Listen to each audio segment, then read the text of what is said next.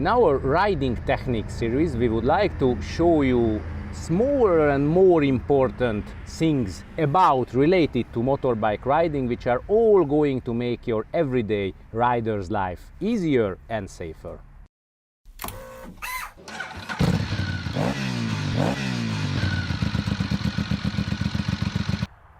We are going to speak about a subject in this episode which is connected to off-road riding again with, let's say, big touring enduro, because the physics of these bikes are really different from the small, let's say, cross bikes or MX bikes or hard enduros or something like this.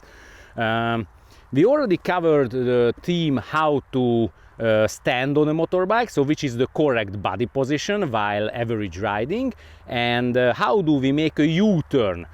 Check these episodes. We are going to put the links under the film in the description, so you can watch them anytime you wish. And now we have to speak about another subject when we are normally riding and we just have to change the direction, so making a curve on a soft terrain, for example sand or anything else.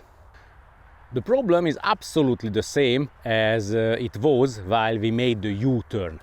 To make a curve with a motorbike, we have to lean it down at least a little bit to make the turn, otherwise we are going to be extremely slow. So with a vertical motorbike to turn, it's very slowly possible. Only if we want to have any kind of dynamism in the riding, then we have to lean it down. But the problem is, as I have already mentioned, the same, as the weight of the bike is relatively big and the side force transferability of the tires are not too high on these kind of terrains. So when we start to lean the bike, it's really risky that the tires are going to slip out and then we are going to fall. How can we so what can we do against this? The weapon is the same as what we made while making the U-turn. We put our body weight as outside of the curve as possible. So we stand nearly with all of our body weight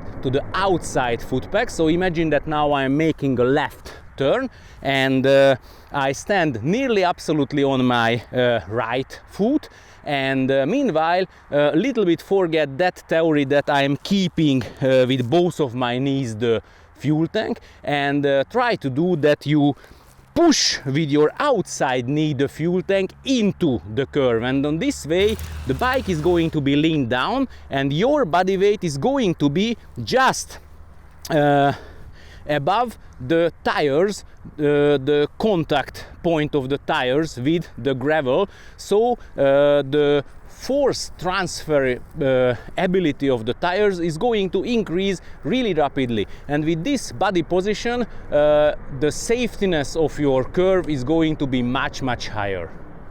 Of course, if we see that the outside of the curve is higher than the inside where we have to move, it's absolutely typical, because the cars, the big tractors and anything, as they are moving on the road, then it's going to be lower, so the side, let's say the field itself, is going to be a little bit higher. And if we from far we can see that we have a fluent outside part of the curve, then it's really useful to use it. We go out here and really use it as keeping our motorbike, and on this way the safetiness and also the speed of the curving is going to be much better. The weaker tire we have, the most important or the more important this thing is.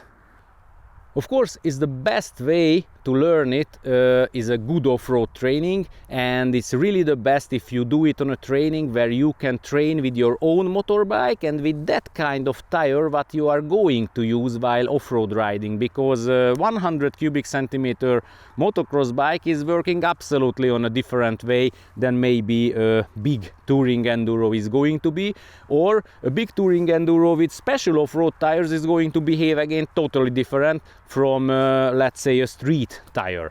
So it's the best if you learn the whole thing on your own motorbike. If you liked our film, please push a thumb up on it. In the description you can find the link where you can donate our work. If you haven't done it yet, please subscribe for our channel and watch our previous films and reviews as well. Thanks a lot for your kind attention.